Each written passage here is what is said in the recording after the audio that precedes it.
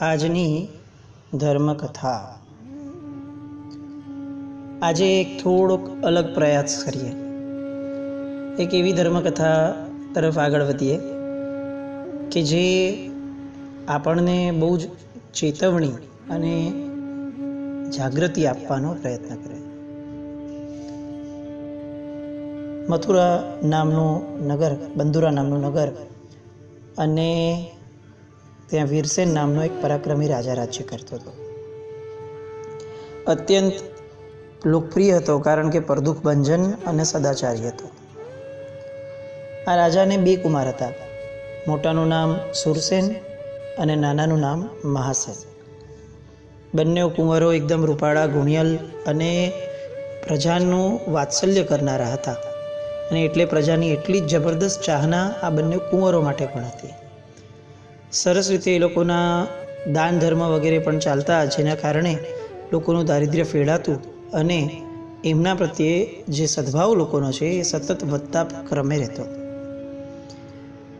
આખું જીવન સરસ જઈ રહ્યું હતું ને અચાનક મહાસેનને જીભ ઉપર દુખાવો પડ્યો.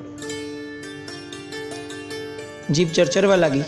થોડા સમયમાં તો જીભ પર સોજો આવી ગયો અને એટલી બધી વેદના થવા લાગી કે ચીસાચીસ કરવા લાગ્યા. આ મહાસેને સુરસેનને બોલાવી અને પોતાના દુખાવાની વાત કરી. તરત સુરસેન રાજા પાસે ગયો. રાજા પાસેથી તરત વૈદોને બોલાવવાનો આદેશ અપાવ્યો અને વૈદો આવ્યા. આ રાજવૈદોએ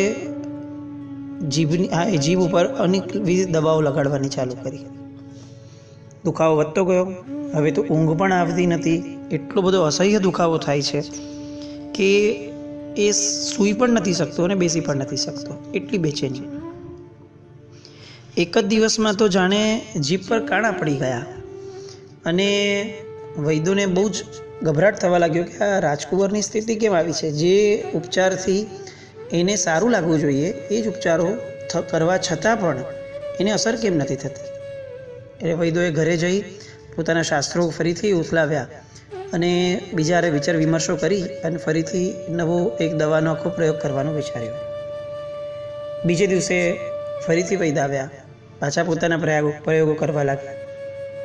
પણ હવે દુખાવા સાથે જીભમાં સડો ચાલુ થઈ ગયો. આ બાજુ સકારાત્મક પ્રયોગો થાય છે અને આ બાજુ એટલી બધી નકારાત્મકતા વધતી જાય છે કે હવે દુર્ગંધ પણ સખત આવવા લાગી. એટલી હદ સુધી જીભમાંથી દુર્ગંધ આવવા લાગી કે એની બાજુમાં બેસવું વૈદો માટે મુશ્કેલ થવા લાગ્યું. એક દિવસ, બે દિવસ ગયો. ધીરે ધીરે વૈદો પોતાની રીતે સરકવા લાગ્યા અને સહજપણે રાજાને ખ્યાલ આવવા લાગ્યો કે આ દુર્ગંધની અંદર તો કોઈનું પણ બેસવું શક્ય નથી. એટલી હદ સુધી દુર્ગંધ છે. પ્લસ કોઈ પણ ઈલાજ એ તો કંઈ એમાં ઉપચારમાં કામમાં આવતો જ નથી. તો હવે આ બધાથી અર્થ શું થશે અને લોકો સરકી જશે તો એની ઉપર ગુસ્સો કરીને અર્થ નથી.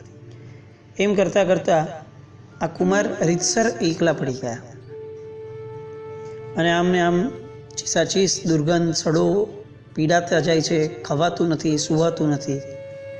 એ સમયે સુરસેન જે છે એ એની સેવામાં લાગે છે. સગ્ગો ભાઈ છે. જ્યારે કોઈ પણ વ્યક્તિ હાથ લગાડવા તૈયાર નથી, એવા સમયે પોતાના ભાઈ સાથે, નાના ભાઈ સાથે રહેવાનો આ નિર્ણય એ આર્ય સંસ્કૃતિના બંધુ પ્રેમનું એક બહુ જ અગત્યનું આ સાક્ષીત્વ છે. કેટલો આદર, કેટલો બહુમાન, કેટલો સદભાવ નાના ભાઈ પ્રત્યે, બે ભાઈઓ વચ્ચે. આજની આપણી સ્થિતિ શું? બહુ જ વિચારવા લાયક. આપણા જ કેટલાક સાધર્મિક ભાઈઓ કે જે લોકો આપણા જ ભગવાનને પૂજે છે, એવાઓની સ્થિતિ માટેનો આજે આપણો વિચાર કેટલો. એટલા બધા સ્વકેન્દ્રિત થઈ ગયા કે આપણને આપણું જોઈતું અનાજ મળી જાય, આપણી જોઈતી જીવન જરૂરિયાતની વસ્તુ મળી જાય એટલે પગ માંડીને સેટલ થઈ જઈએ. ભગવાને સાધર્મિક વાત્સલ્ય નામનો જે ધર્મ કીધો છે, વાત્સલ્ય, પ્રેમ નહીં, વાત્સલ્ય. આ સાધર્મિક વાત્સલ્ય ક્યાં કોરાણે મુકાઈ ગયું છે આપણામાં. બહુ તો પૈસા આપીને છૂટી જશું કે ભાઈ મારી એક કીટ, મારા બે કીટ, આ વાત્સલ્ય કેવી રીતે ગણાશે? એ તો બહુ આનંદનો વિષય છે કે આપણે આપણા ધનને યોગ્ય માર્ગે વાપરીએ છીએ, પણ આ ધન આપીને વાત્સલ્ય થાય છે? ધન તો આપીએ જ, એમાં ના જ નથી, કારણ કે ધનની સાર્થકતા છે, પણ સાથે સાથે કેટલાક નજીકના સ્વજનો અને જેટલા પરિચિતો છે એની સાથે વાત્સલ્ય ભાવે વાત કરીએ કે ભાઈ તમારે બધું બરાબર છે ને? ખાલી વોટ્સએપ પર એક ફોરવર્ડેડ મેસેજ ફોરવર્ડ કરી દઈએ કે હું આવી નથી શકતો ને તમારી તબિયત પૂછું છું, આ વાત્સલ્ય છે? સહજપણે આપણે આવો ભાવ પ્રગટવો જ જોઈએ કે આપણા ભાઈઓ, સાધર્મિક ભાઈઓ, એમની તબિયત પૂછી લઈએ, એમને ઘરમાં કોઈ ચિંતા નથી ને પૂછી લઈએ. અગ્રીડ કે આપણે કાંઈ કરી શકવાના નથી, પણ આપણા આશ્વાસનના શબ્દો, પ્રેમના શબ્દો, વાત્સલ્યના શબ્દો એ કદાચ એને સાંત્વના તો આપી શકશે. આ બાજુ શૂરસેન અદ્ભુત રીતે એની સેવા કરે છે, ફરક કંઈ પડતો નથી, પણ શૂરસેનની હાજરી એ મહાસેન માટે એક બહુ મોટું ઔષધ સાબિત થાય છે, અને એ મનથી હારતો નથી શૂરસેનની હાજરીના કારણે. આ બાજુ રાજા જાહેર કરે છે, ઢંઢેરો પીટાવે છે કે જે કુમારનો સાજો કરશે એને જે જોઈએ હું બધું આપી દઈશ. અને વૈદો કહે છે કે અમારી આગળ તો જેટલા ઉપચાર હતા બધા પૂરા થઈ ગયા, હવે કંઈ શક્યતાઓ અમારી પાસે તો બચતી નથી. ધીરે ધીરે દુર્ગંધ વધતી જાય છે, નીંદ આવતી નથી મહાસેનને, અને આવી રીતે દિવસ રાત ચાકરી કરી રાખે છે. અને હવે શૂરસેનને અચાનક કેટલાક દિવસો ગયા પછીથી વિચાર આવે છે કે નૌકાર મંત્રના પ્રભાવથી અનેક લોકોના કષ્ટો દૂર થયા છે, ઉપસર્ગો દૂર થયા છે. આવું જ્ઞાની મહાત્માઓ, જ્ઞાની પુરુષો કહીને ગયા છે ને આપણે નાનપણથી ભણ્યા પણ છે. તો એ પ્રભાવશાળી મંત્રનો ઉપયોગ તો કરું, આમ પણ એક પણ દવા કામમાં આવતી નથી. તો આ ચમત્કારિક મંત્ર એનાથી તો કદાચ એનું દૂર થઈ જાય તો. એટલે એણે ચાંદીના પ્યાલામાં પાણી લીધું અને એકાગ્ર મનથી નૌકાર મંત્રનું સ્મરણ કરવા લાગ્યો. અને પાણી પોતાના આંગળાથી લઈ અને મહાસેનની જીભ ઉપર એક એક ટીપું મૂકતો જાય છે. પેલું, બીજું, ત્રીજું ટીપું આવ્યું, એમાં જ મહાસેનને કંઈક ફરક પડવા લાગ્યો, એની વેદનાઓ થોડી શમવા લાગી. પહેલે દિવસે જે અતિશય ભયંકર દુર્ગંધ આવતી હતી એ દુર્ગંધ એક જ ગ્લાસ પાણીના છંટકાવથી જીભ ઉપર એ દુર્ગંધ ટળી ગઈ. બીજે દિવસે છિદ્રો પુરાઈ ગયા, ત્રીજે દિવસે સોજો ઉતરી ગયો, અને ચોથે દિવસે તો સંપૂર્ણપણે નિરોગી બની અને આ મહાસેન શૂરસેનને ભેટી પડ્યો. બંને ભાઈઓનું આ મિલન એકબીજામાં અશ્રુનો છંટકાવ કરે છે.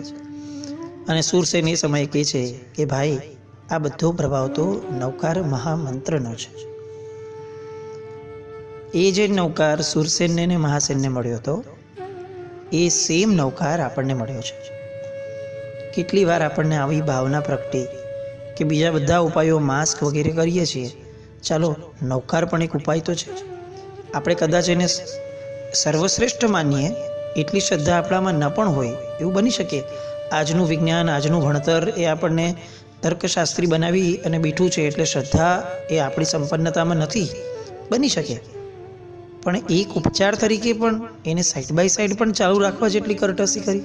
જૈન કુળમાં જન્મ્યા છીએ તો કેમ એવું ન થાય કે આજે હું વિશ્વ શાંતિ માટે 12 નૌકાર ગણીશ, 7 નૌકાર ગણીશ, વિશ્વ શાંતિ માટે હું આ રીતે પાણીની અંદર આંગળી રાખી અને આવા જળને મંત્રિત કરીને જળ હું છાંટીશ, પરિવારની શાંતિ માટે, સ્વજનોની શાંતિ માટે, મારા પોતાના મનની શાંતિ માટે.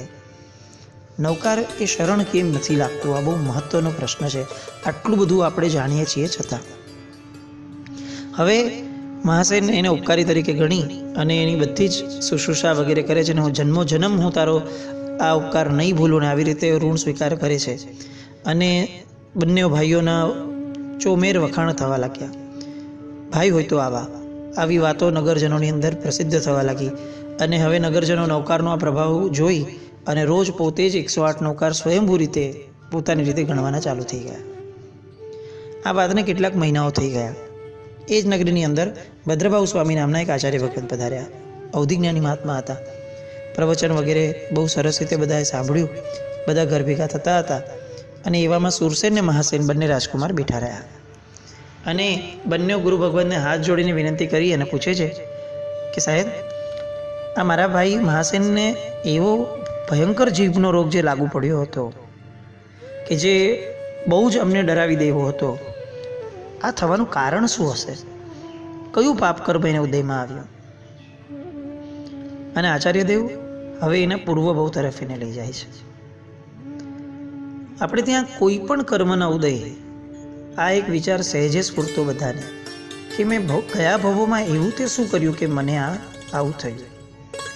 આ વિચારથી ફરક એ પડતો હતો કે આપણા પાપના ઉદય માટે કોઈને પણ દોષિત ગણવાની જે સહજ વૃત્તિ આવી જાય છે, સૌથી પહેલાં એની ઉપર બ્રેક લાગી જતો હતો.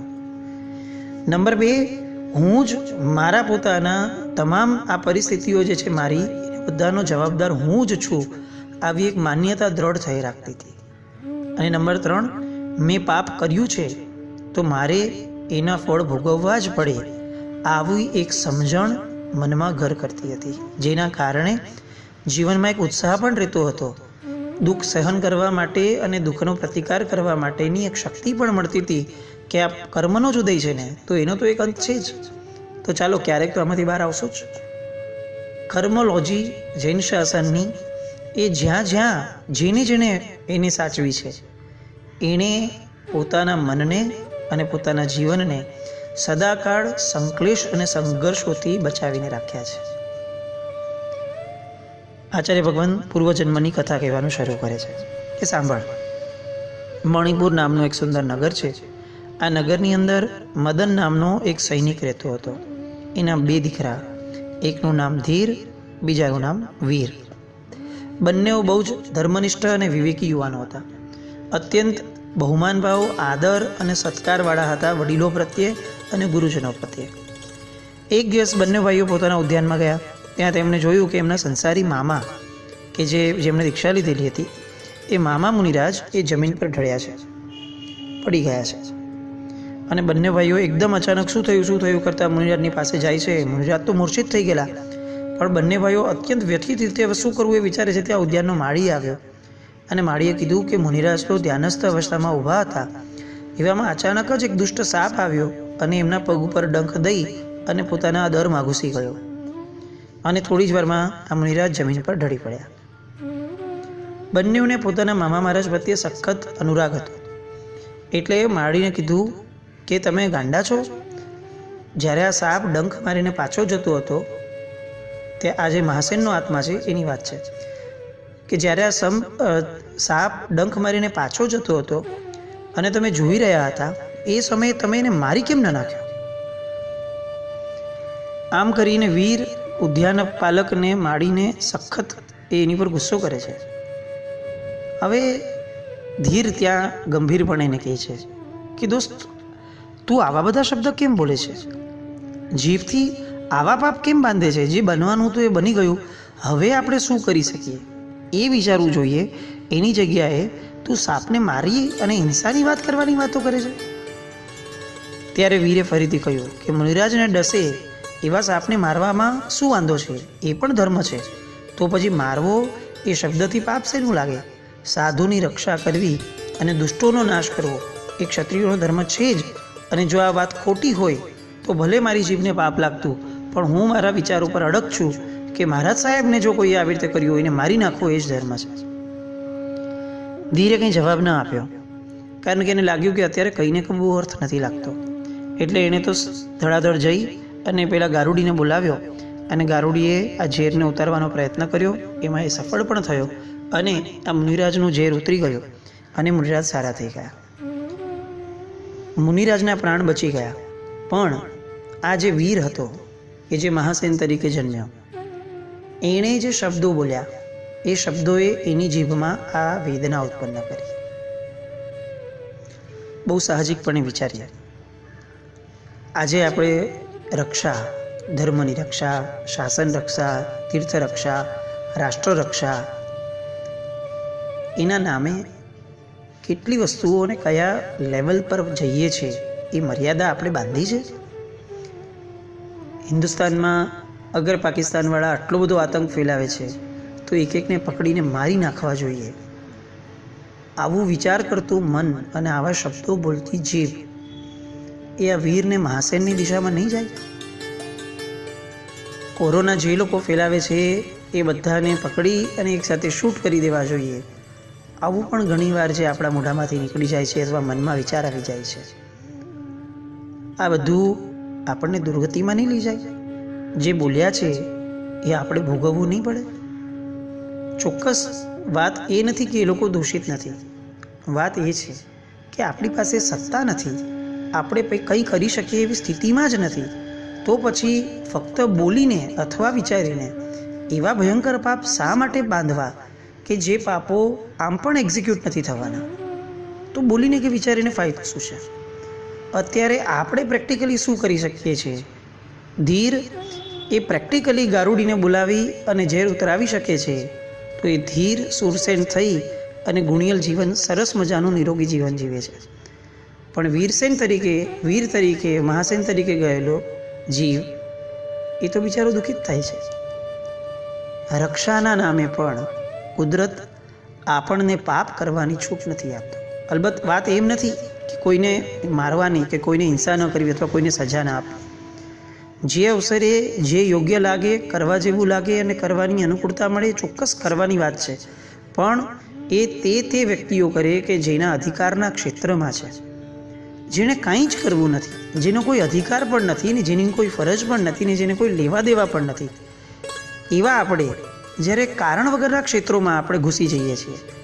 આમ ન કરવું જોઈએ, દેરાસરવાળાએ આમ કરવું જોઈએ, દેરાસરવાળા આ સમજતા નથી, ટ્રસ્ટીઓએ આ કરવું જોઈએ. કેમ ભાઈ?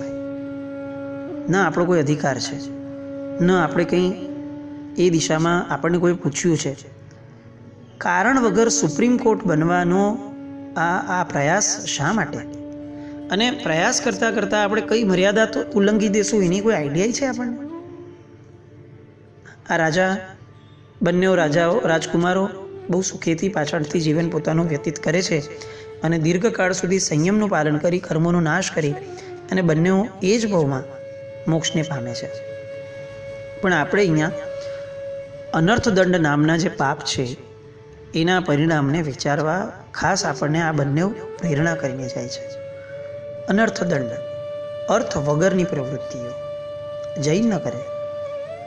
આ અનર્થદંડ નામનું પાપ બીજા કોઈ ધર્મમાં નથી દેખાડ્યું, કારણ કે આ લેવલ સુધી કદાચ એ લોકો પહોંચી જ નથી શક્યા.